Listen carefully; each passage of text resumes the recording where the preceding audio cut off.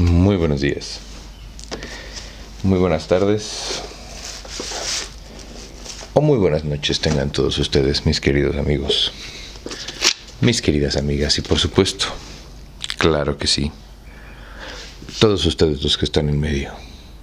Bienvenidos una vez más a este, su programa favorito, El Círculo de Lectura. Y estamos leyendo, o seguimos leyendo, las grandes obras del siglo XX, Jorge Luis Borges.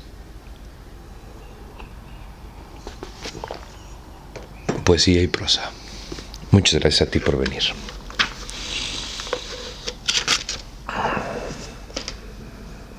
El sur. El hombre que desembarcó en Buenos Aires en 1871 se llamaba Johannes Dallmann y era pastor de la iglesia evangélica. En 1939 uno de sus nietos, Juan Dallmann, era secretario de una biblioteca municipal en la calle Córdoba y se sentía hondamente argentino. Su abuelo materno había sido aquel Francisco Flores, del 2 de Infantería de Línea, que murió en la frontera de Buenos Aires, laceado por indios de cartiel. En la discordia de sus dos linajes, Juan Dallmann, a la vez, tal vez, a impulso a la sangre germánica, eligió el de este antepasado romántico o una muerte romántica. Un estuche con el daguerrotipo de un hombre inexpresivo y barbado, una vieja espada, la dicha y el coraje de ciertas músicas, el hábito de estrofas del Martín Fierro, los años, el desgano y la soledad, fomentaron ese criollismo algo voluntario, pero nunca ostentoso, a costa de algunas privaciones. Dallmann había logrado salvar el casco de una estancia del sur, que fue de los Flores, una de las costumbres de su memoria que alguna vez fue carmesí. Las tareas y acaso la indolencia lo retenían en la ciudad. Verano tras verano se contentaba con la idea abstracta de posesión y con la certidumbre de que su casa estaba esperándolo, en un sitio preciso de la llanura. En los últimos días de febrero de 1939, algo le aconteció. Ciego a las culpas, el destino puede ser despiadado con las mínimas distracciones. Dallmann había conseguido esa tarde un ejemplar descabalado de las 1001 noches de Weil. Ávido de examinar ese hallazgo, no esperó que bajara el ascensor y subió con apuros las escaleras. Algo en la oscuridad le rozó la frente, un murciélago, un pájaro. En la cara de la mujer que le abrió la puerta vio grabado el horror, y la mano que se le pasó por la frente salió roja de sangre. La arista de un batiente recién pintado que alguien se olvidó de cerrar le había hecho esa herida. Dallmann logró dormir, pero la madrugada estaba despierto y desde aquella hora el sabor de todas las cosas fue atroz. La fiebre lo gastó y las ilustraciones de las 1001 noches sirvieron para decorar pesadillas. Amigos y parientes lo visitaban con exagerada sonrisa, le repetían que lo hallaban muy bien. Dallmann los oía con una especie de débil estupor, y le maravillaba que no supiesen que estaba en el infierno. 8 días pasaron como 8 siglos. Una tarde, el médico habitual se presentó con un médico nuevo, y lo condujeron a un sanatorio en la calle Ecuador, porque era indispensable sacarle una radiografía. Dallmann, en el coche de plaza que los llevó, pensó que en una habitación que no fuera la suya podría al fin dormir. Se sintió feliz, conversador. En cuanto llegó, lo desvistieron, le raparon la cabeza, lo sujetaron con metales a una camilla, lo iluminaron hasta la ceguera y el vértigo, lo auscultaron, y un hombre enmascarado le clavó una aguja en el brazo. Se despertó con náuseas, vendado, en una celda que tenía algo de pozo, y en los días y noches que siguieron a la operación pudo entender que apenas había estado, hasta entonces, en un arrabal del infierno. El hielo no dejaba en su boca el menor rastro de frescura. En esos días, Dallmann minuciosamente se odió. Odió su identidad, sus necesidades corporales, su humillación, la barba que le erizaba la cara. Sufrió con estoicismo las curaciones, que eran muy dolorosas, pero cuando el cirujano le dijo que había estado a punto de morir de una septicemia, Dallmann se echó a llorar, condolido de su destino. Las miserias físicas y la incesante previsión de las malas noches no le habían dejado pensar en algo tan abstracto como la muerte. Otro día, el cirujano le dijo que estaba reponiéndose y que muy pronto podría ir a convalecer a la estancia. Increíblemente, El día prometido llegó.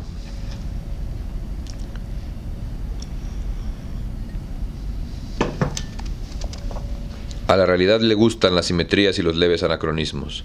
Dalman había llegado al sanatorio en un coche de plaza y ahora un coche de plaza lo llevaba a Constitución.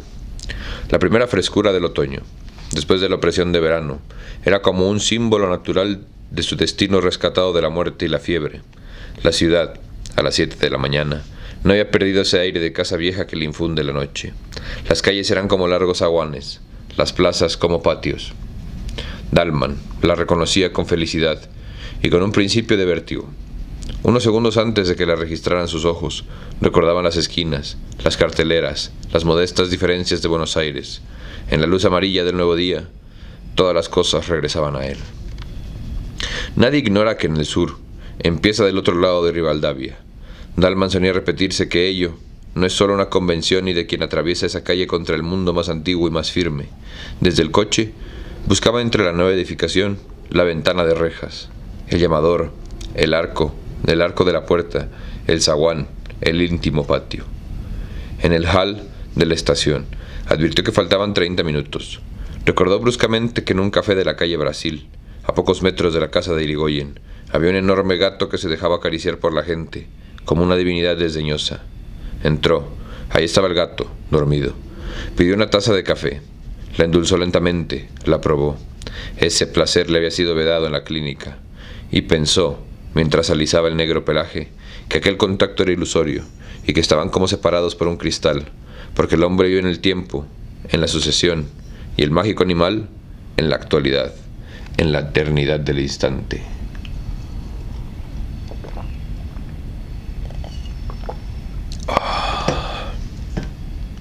A lo largo del penúltimo andén, el tren esperaba. Dalman recorrió los vagones y dio con uno casi vacío. Acomodó en la red la valija. Cuando los coches arrancaron, la abrió y sacó tras alguna vacilación el primer tomo de Las Mil y Una Noches. Viajar con este libro tan vinculado a la historia de su desdicha era una afirmación de que esa desdicha había sido anulada y un desafío alegre y secreto a las frustradas fuerzas del mar. A los lados del tren, la ciudad se desangraba. La ciudad se desgarraba en suburbios. Esta visión, y luego la de jardines y quintas, demoraron el principio de la lectura. La verdad es que Dalman leyó poco.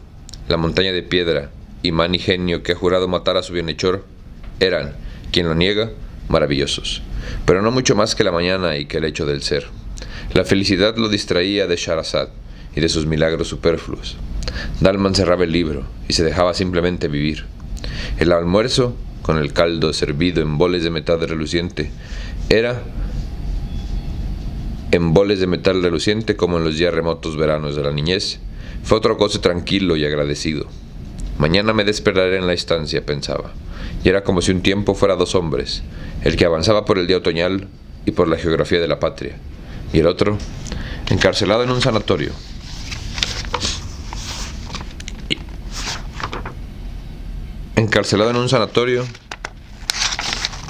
Ya decía yo, y sujeto a metódicas servidumbres. Vio casas de ladrillo sin revocar, esquinadas y largas, infinitamente mirando pasar los trenes. Vio jinetes en los terrerosos caminos. Vio zanjas y lagunas de hacienda. Vio largas nubes luminosas que parecían de mármol. Y todas esas cosas eran casuales, como sueños de la llanura. También creyó reconocer árboles y sembradíos, y sembrados que no hubiera podido nombrar porque su directo conocimiento de la campaña era harto inferior a su conocimiento nostálgico y literario. Alguna vez durmió, y en sus sueños estaba el ímpetu del tren. Ya el blanco sol intolerable de las 12 del día era el sol amarillo que precede al anochecer, y no tardaría en ser rojo. También el coche era distinto. No era el que fue en Constitución. Al dejar el andén, la llanura y las horas lo habían atravesado y transfigurado. Afuera la móvil sombra del vagón se alargaba hacia el horizonte. No turbaban la tierra elemental ni poblaciones ni otros signos humanos.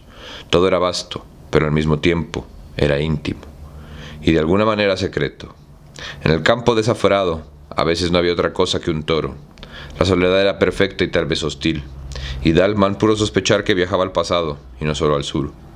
De esa conjetura fantástica lo distrajo el inspector, que al ver su boleto, le advirtió que el tren no lo dejaría en la estación de siempre, sino en otra. un poco anterior y apenas conocida por Dalman. El hombre añadió una explicación que Dalman no trató de entender ni siquiera de oír, porque el mecanismo de los hechos no le importaba. El tren laboriosamente se detuvo, casi en medio del campo. Del otro lado de las vías quedaba la estación, que era poco más que un andén con un cobertizo. Ni un vehículo tenían, pero el jefe opinó que tal vez pudiera conseguir uno en un comercio que le indicó a unas 12 cuadras. Dalman aceptó la caminata como una pequeña aventura. Ya se había hundido el sol, pero un esplendor final exaltaba la viva y silenciosa llanura, antes de que la borrara la noche. Menos para no fatigarse que para hacer durar esas cosas. Dalman caminaba despacio, aspirando con grave felicidad el olor del trébol. El almacén alguna vez había sido punzo, pero los años habían mitigado para su bien ese color violento. Algo en su pobre arquitectura le recordó un grabado en acero, acaso de una vieja edición de Pablo y Virginia. Atados al palenque había unos caballos. Dalman adentro creyó reconocer al patrón. Luego comprendió que lo había engañado su parecido con uno de los empleados del sanatorio. El hombre, oído del caso, dijo que le haría atar a la jardinería, para agregar otro hecho aquel día y para llenar ese tiempo. Dalman resolvió comer en el almacén.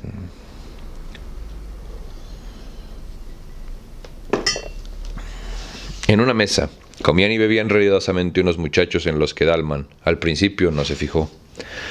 En el suelo, apoyado en el mostrador, se acurrucaba inmóvil como una cosa, un hombre muy viejo. Los muchos años lo habían reducido y pulido como las aguas a una piedra, o las generaciones de los hombres a una sentencia. Era oscuro, chico y reseco, y estaba como fuera del tiempo, en una eternidad. Dalman registró con satisfacción la vincha, el poncho de bayeta, el largo chirpá y la bota de potro, y se dijo, rememorando inútiles discusiones con gente de los partidos del norte, o con entrerrianos, que gauchos de esos ya no quedaban más en el sur. Dalman se acomodó junto a la ventana. La oscuridad fue entrándose con el campo, pero su olor y sus rumores aún le llegaban entre los barrotes de hierro. El patrón le trajo sardinas y después carne asada. Dalman las empujó con unos vasos de vino tinto. Ocioso, paladeaba el áspero sabor y dejaba errar la mirada por el local. Ya un poco soñolienta. La lámpara de querosén pendía de uno de los tirantes. Los parroquianos de la otra mesa eran 3. 2 parecían peones de chacra, otro de rasgos achinados y torpes. Bebía con el chambarego puesto. Dalman de pronto sintió un leve roce en la cara. Junto al vaso ordinario de vidrio, turbio, sobre una de las rayas del mantel, había una bolita de miga. Eso era todo, pero alguien se la había tirado. Los de la otra mesa parecían ajenos a él. Dalman, perplejo, decidió que nada había ocurrido y abrió el volumen de las 1001 noches, como para tapar la realidad. Perdón.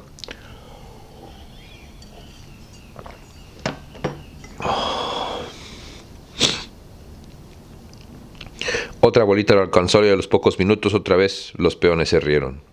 Dalman se dijo que no estaba asustado, pero que sería un disparate que él, un convaleciente, se dejara arrastrar por desconocidos a una pelea confusa. Resolvió salir. Ya estaba de pie cuando el patrón se le acercó y lo exhortó con voz alarmada. «Señor Dalman, no les haga caso a esos mozos que están medio alegres». Dalman no se extrañó de que el otro, ahora, lo conociera, pero sintió que esas palabras conciliadoras agravaban el hecho, la situación. Antes, la provocación de los peones era una cara accidental casi a nadie. Ahora iba contra él, y contra su nombre, y lo sabrían los vecinos. Dalman hizo a un lado al patrón, se enfrentó con los peones y les preguntó qué andaban buscando. El compadrito de la cara chinada se paró, tambaleándose, a un paso de Juan Dalman. Le injurió a gritos como si estuviera muy lejos. Jugaba a exagerar su borrachera y esa exageración era una ferocidad y una burla. Entre malas palabras y obscenidades tiró al aire un largo cuchillo. Lo siguió con los ojos, lo barajeó e invitó a Dalman a pelear. El patrón objetó con trémula voz que Dalman estaba desarmado. En ese punto algo imprevisible ocurrió. Desde un rincón, el viejo gaucho extático, en el que Dalman vio una cifra del sur, que era suyo, le tiró una daga desnuda que vino a caer a sus pies. Era como si el sur hubiera resuelto que Dalman aceptara el duelo. Dalman se inclinó a recoger la daga y sintió 2 cosas. La primera, que ese acto casi instintivo lo comprometía a pelear. La segunda, que el arma, en su mano torpe, no servía para defenderlo, sino para justificar que lo mataran. Alguna vez había jugado con un puñal, como todos los hombres, pero su esgrima no pasaba de una noción de que los golpes deben ir hacia arriba y con el filo para adentro. No hubieran permitido en el sanatorio que me pasaran esas cosas, pensó.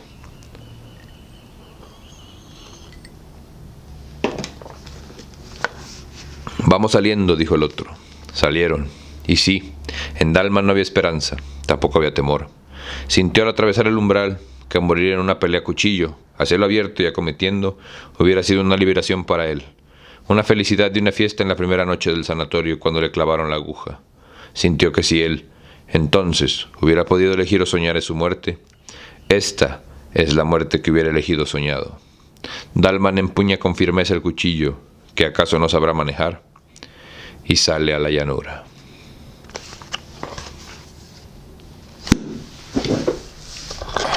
Continuamos. Quiero hacer un paréntesis cultural, güey.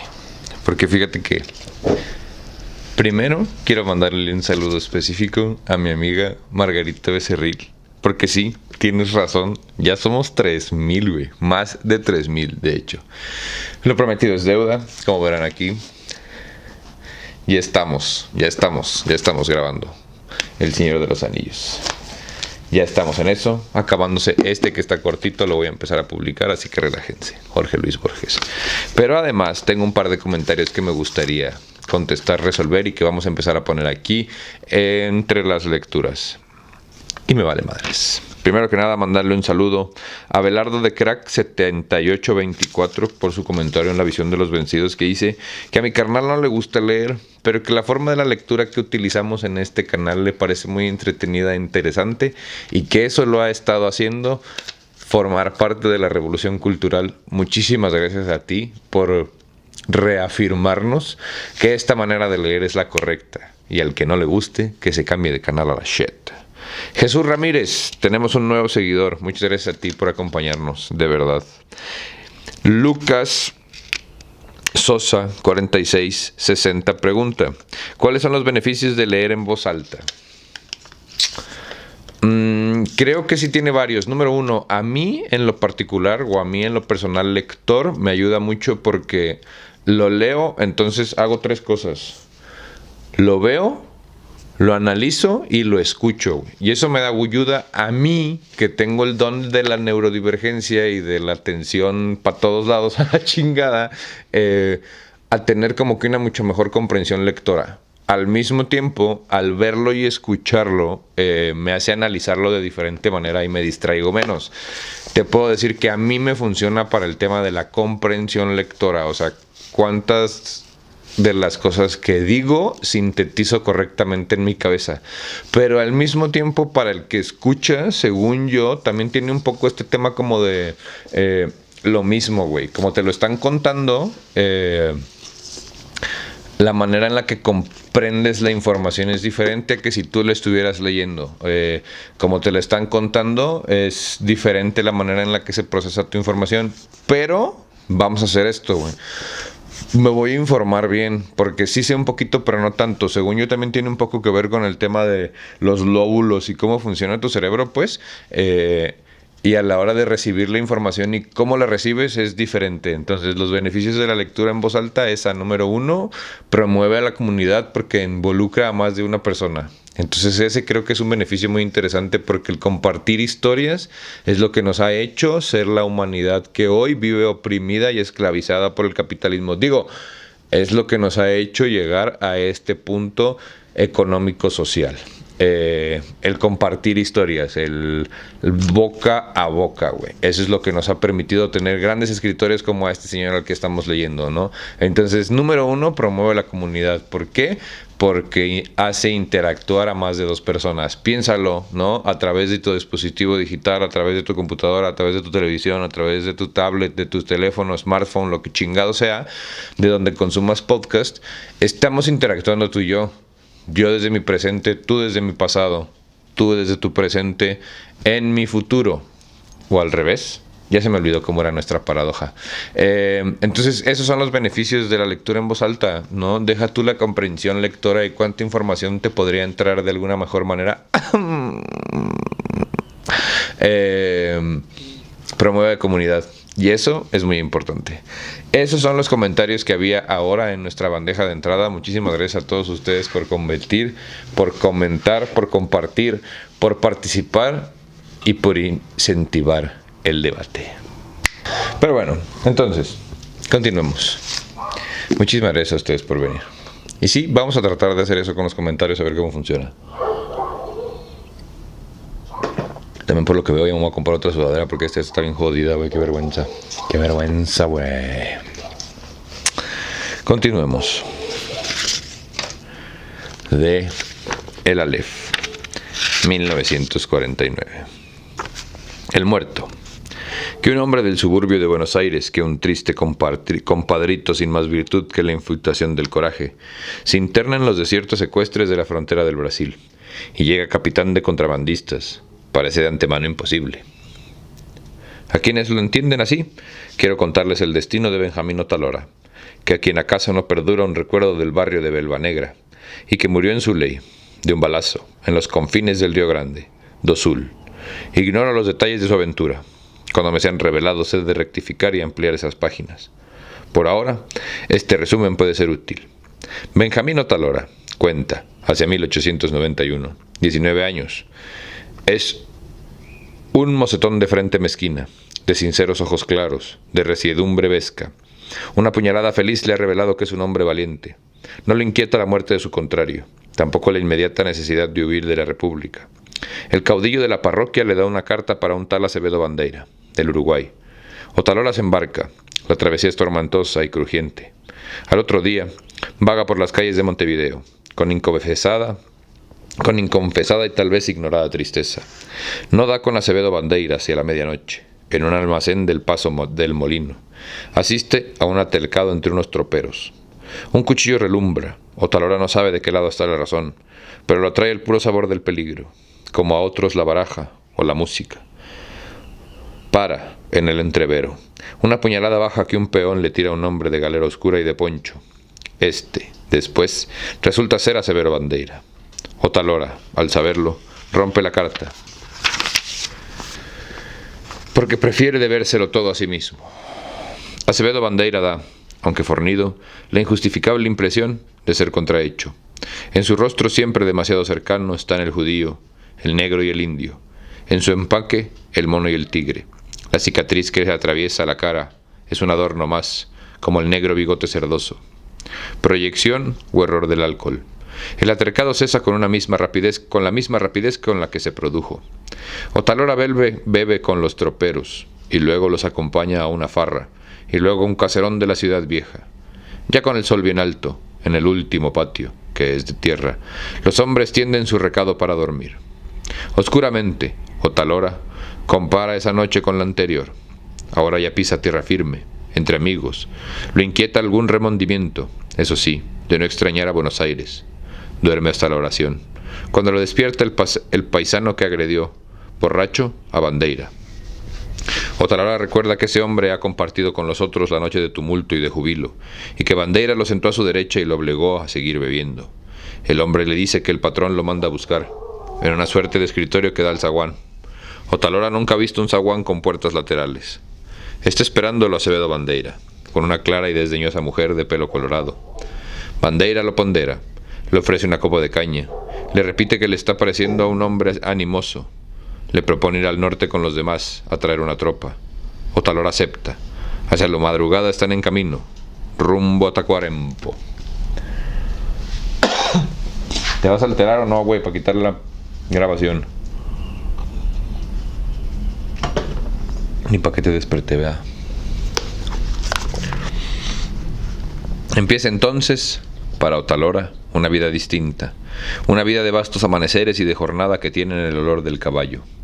Esa vida es nueva para él, y a veces atroz, pero ya está en su sangre, porque lo mismo que los hombres de otras naciones veneran y presienten el mar, así nosotros, también el hombre que entreteje estos símbolos, ansiamos la llanura inagotable que resuena bajo los cascos. Otalora se ha criado en los barrios del Carrero, y del cortador. Antes de un año se hace gaucho, aprende a jinetear, a entropillar la hacienda, a carnear, a manejar el lazo que sujeta y las boleadoras que tumban, a resistir el sueño, las tormentas, las heladas y el sol, a arrear con el silbido y el grito. Solo una vez durante ese tiempo de aprendizaje ve a Acevedo Bandeira, pero lo tiene muy presente porque ser hombre de bandeira es ser considerado y temido, y porque ante cualquier hombrada los gauchos dicen que Bandeira lo hace mejor. Alguien opina que Bandeira nació del otro lado del Cuareim, en el Río Grande do Sul. Eso que debería rebajarlo, oscuramente lo enriquece de selvas populosas, de ciénegas inexplicables y casi infinitas distancias. Gradualmente, Otalora entiende que los negocios de Bandeira son múltiples y que el principal es el contrabando. Ser tropero es ser un sirviente. Otalora se propone ascender a contrabandista. Dos de los compañeros, una noche, cruzarán la frontera para volver con unas partidas de caña. Otalora provoca a uno de ellos, lo hiere y toma su lugar. Lo mueve la ambición y también una oscura fidelidad. Que el hombre piensa, acabe por entender que yo valgo más que todos sus orientales juntos. Otro año pasa antes de que Otalora regrese a Montevideo. Recorren las orillas, la ciudad, que a Otalora le parece muy grande. Llegan a casa del patrón. Los hombres tienden los recados en el último patio. Pasan los días y Otalora no ha visto a Bandeira. Dicen con temor que está enfermo. Un moreno suele subir a su dormitorio con la caldera y con el mate. Una tarde lo encomienda Otalora a esta tarea. Este se siente vagamente humillado, pero satisfecho también. El dormitorio es desmantelado y oscuro. Hay un balcón que mira al poniente. Hay una larga mesa con un resplandeciente desorden de taleros, de arreadores, de cintos, de armas de fuego y de armas blancas. Hay un remoto espejo que tiene la luna empañada. Bandeira yace boca arriba. Sueña y se queja. Una vehemencia del sol último lo define. El vasto lecho blanco parece disminuirlo y escurecerlo. Otalora nota las canas, la fatiga, la flojedad, las grietas de los años. Lo subleva que los esté mandando ese viejo. Piensa que un golpe bastaría para dar cuenta de él. Pero eso, ve en el espejo que alguien ha entrado. Es una mujer de pelo rojo. Está medio vestida y descalza, y lo observa con fría curiosidad. Bandeira se incorpora, mientras habla de cosas de la campaña, y despacha mate tras mate. Sus dedos juegan con las trenzas de la mujer. Al fin, le da licencia a Otalora para irse.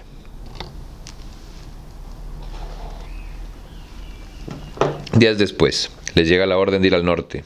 Arriban a una estancia perdida que está como en cualquier lugar de la interminable llanura. Ni árboles ni un arroyo la alegran. El primer sol y el último la golpean. Hay corrales de piedra para la hacienda, que es guampuda y menesterosa. El Suspiro se llama ese pobre establecimiento. Otalora oye en rueda de peones que Bandeira no tardará en llegar de Montevideo. Pregunta por qué. Alguien aclara que hay un forastero agauchado que está queriendo mandar demasiado. Otalora comprende que es una broma, pero le halaga que esa broma ya sea posible. Averigua después que Bandeira se ha enemistado con uno de los jefes políticos y que éste les ha retirado el apoyo. Le gusta esa noticia.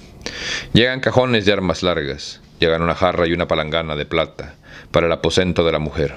Llegan cortinas de intricado damasco, llega de las cochillas, una mayana, un jinete sombrío de barba cerrada y de poncho. Se llama Ulpiano Suárez y es el de Capanga, o guardaespaldas de Acevedo Bandeira. Habla muy poco y de una manera abrasilerada. Otalora no sabe si atribuir su reserva a la hospitalidad, a desdén o a mera barbarie. Sabe, eso sí, que para el plan que está maquinando tiene que ganar su amistad. Entra después en el destino de Benjamín Otalora, un colorado de Cabos Negros, que trae del sur a Acevedo Bandeira, y que luce ápero, chapeado y carona con bordes de piel de tigre. Ese caballo liberal es un símbolo de la autoridad del patrón, y por eso lo codicia el muchacho, que llega también a desear, con deseo rencoroso, a la mujer de pelo resplandeciente.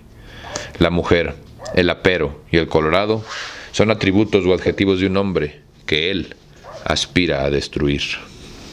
Aquí la historia se complica y se ahonda. Acevedo Bandeira es diestro en el arte de la intimidación progresiva, en la satánica maniobra de humillar al interlocutor gradualmente, combinando veras y burlas. Otalora resuelve aplicar ese método ambiguo a la dura tarea que se propone. Resuelve suplantar, lentamente, a Acevedo Bandeira. Logra, en jornadas de peligro común, la amistad de Suárez. Le confía su plan. Suárez le promete su ayuda. Muchas cosas van aconteciendo después. De las que sé, unas pocas. Otalora no obedece a Bandeira. Da en olvidar, en corregir, en invertir sus órdenes. El universo parece conspirar con él y apresura los hechos. Un mediodía ocurre en campos de Tecuarembo un tiroteo con gente regiograndense. Otalora usurpa el lugar de Bandeira y manda a los orientales. Le atraviesa el hombro una bala, pero esta tarde. Otalora regresa al suspiro, en el colorado del jefe, y esa tarde unas gotas de su sangre manchan la piel del tigre, y esa noche duerme con la mujer del pelo reluciente. Otras versiones cambian el orden de estos hechos y niegan que hayan ocurrido en un solo día. Bandeira, sin embargo, siempre es nominalmente el jefe. Da órdenes que no se ejecutan. Benjamín Otalora no lo toca, por una mezcla de rutina y de lástima. La última escena de la historia corresponde a la agitación de la última noche de 1894. Esa noche, los hombres del suspiro comen carne recién matada y beben un alcohol pendenciero. Alguien infinitamente rasguea una trabajosa milonga. En la cabecera de la mesa, Otalora borracho exige exultación sobre exultación, júbilo sobre júbilo. Esa torre de vértigos es un símbolo de su irresistible destino. Bandeira, taciturno entre los que gritan, deja que fluya clamorosa la noche. Cuando las 12 campanadas resuenan, se levanta como quien recuerda una obligación. Se levanta y golpea con suavidad a la puerta de la mujer. Esta le abre enseguida, como si esperara el llamado. Sale en medio de estir y descalza, con una voz que se afemina y se arrastra. El jefe le ordena: ya que vos y el porteño se quieren tanto, ahora mismo le vas a dar un beso a la vista de todo. Agrega una circunstancia brutal. La mujer quiere resistir, pero 2 hombres la han tomado del brazo y la echan sobre Otalora. Arrasada en lágrimas, le besa la cara y el pecho. Ulpiano Suárez ha empuñado el revólver. Otalora comprende antes de morir que desde el principio lo han traicionado, que ha sido condenado a muerte, que le han permitido el amor, el mando y el triunfo, porque ya lo daban por muerto, porque para Bandeira ya estaba muerto. Suárez, casi con desdén,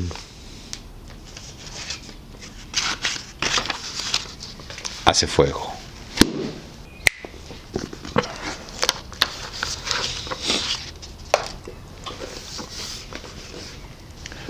Historia del guerrero y de la cautiva. En la página 278 del libro de la poesía, Bari, 1942, Croce, abreviando un texto latino del historiador Pablo el Diácono, narra la suerte y cita el epitafio de Drocktulft. Estos me conmovieron singularmente. Luego entendí por qué. Fue Drocktulft, un guerrero lombardo que en el asedio de Ravenna abandonó a los suyos y murió defendiendo la ciudad que antes había atacado. Los ravenenses le dieron sepultura en un templo y compusieron un epitafio en el que manifestaron su gratitud. Contrespit caros dum nos amat ille, parentes. Y el peculiar contraste que se advertía entre la figura atroz de aquel bárbaro y su simplicidad y bondad. Terribilis visu facies, sed mente benignus, longaque robusto, pectores barba, fuit. No sé qué demonio acabamos de invocar. Tal es la historia del destino de Drocktulft, bárbaro que murió defendiendo a Roma, o tal es el fragmento de su historia que pudo rescatar Pablo el Diácono. Ni siquiera sé en qué tiempo ocurrió, si al promediar el siglo VI, cuando los lombardos desolaron las llanuras de Italia, si en el VIII, antes de la rendición de Ravenna. Imaginemos que este no es un trabajo histórico. Lo primero, imaginemos subespecie alternitatis a Drocktulft, no al individuo Drocktulft, que sin duda fue único e insondable. Todos los individuos lo son, sino al tipo genérico que de él y de otros muchos como él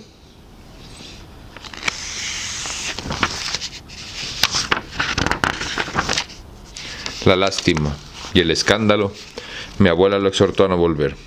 Juró ampararla. ¡Ah, caray! No, estaba pegado. Espérame. Y de otros muchos como él, ha hecho la tradición, que es obra del olvido y de la memoria. A través de una oscura geografía de selvas y de ciénegas, las guerras lo trajeron a Italia, desde las márgenes del Danubio y del Elba, y tal vez no sabía que iba al sur, y tal vez no sabía que guerrereaba contra el nombre romano.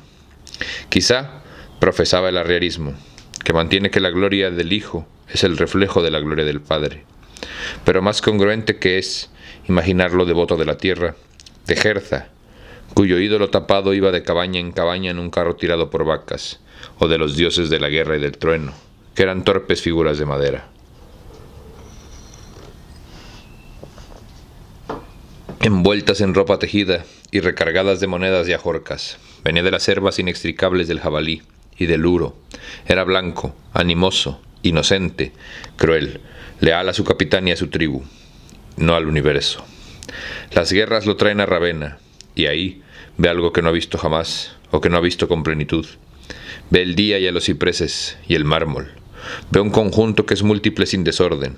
Ve una ciudad, un organismo hecho de estatuas, de templos, de jardines, de habitaciones, de gradas, de jarrones, de capiteles, de espacios regulares y abiertos. Ninguna de esas fábricas, lo sé, lo impresiona por bella. Lo tocan como ahora nos tocaría una máquina compleja cuyo fin ignoramos, pero en cuyo diseño se adivinara una inteligencia inmortal.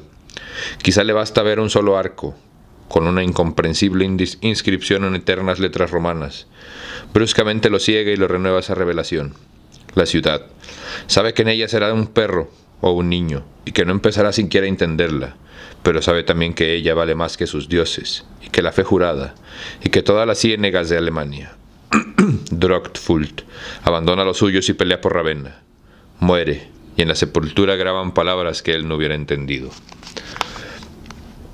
Contempsit caros, dum nos amat ilie parentes, anc patriam reputam sese, Ravenna suam.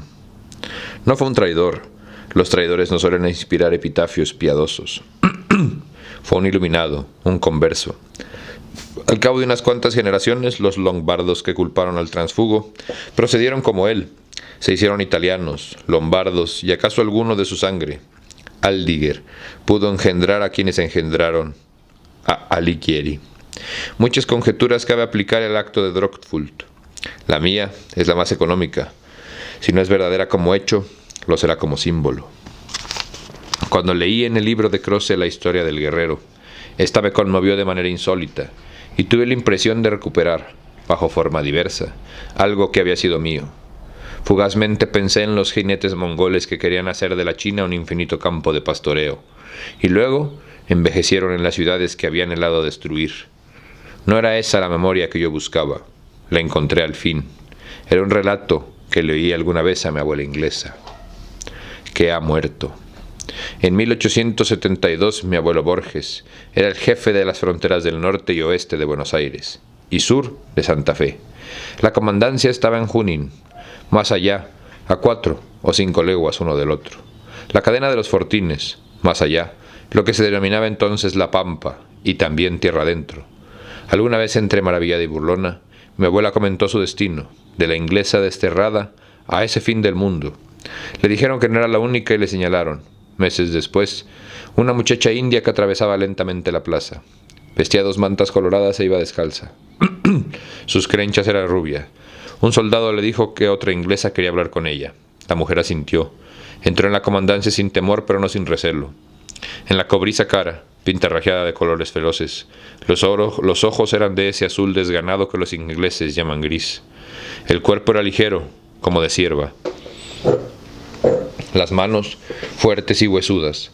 Venía del desierto, de tierra adentro, y todo parecía quedarle chico. Las puertas, las paredes, los muebles.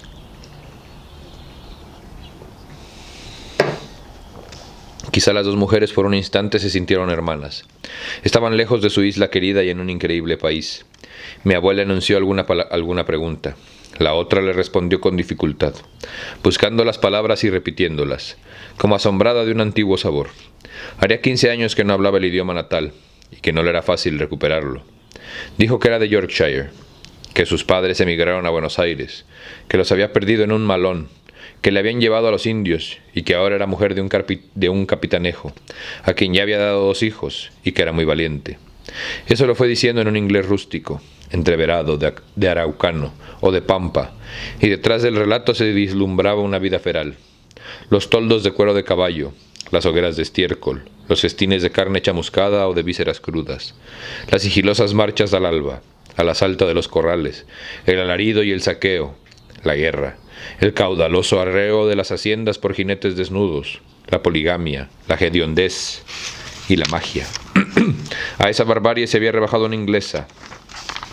Movida por la lástima y el escándalo, mi abuela la exhortó a no volver. Juró ampararla, juró rescatar a los hijos. La otra le contestó que era feliz y volvió, esa noche, al desierto. Francisco Borges moriría poco después, en la Revolución del 74.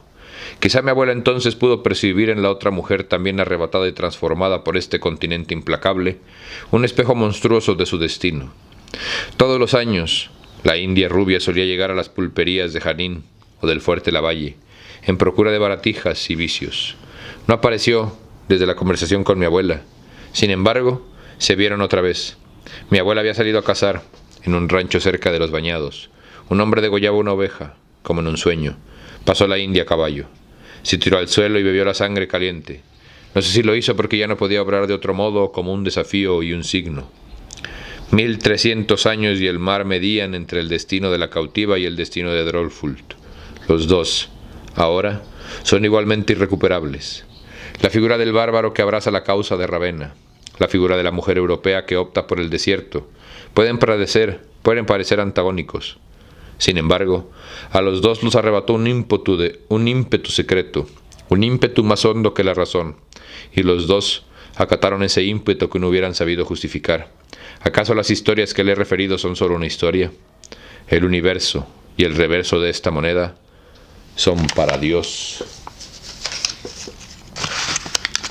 iguales. A Ulrich von Kubbelmann. Y con esto sí, le vamos a dejar el día de hoy. Creo que 3 pequeños cuentos, creo que 3 prosas, creo que 3, pues sí, versos son más que suficientes. Buenísimo es leer a Borges. No importa que ya hayamos reído el Aleph, y no importa si algunos de estos son parte del Aleph. Creo que Borges siempre será de mis favoritos.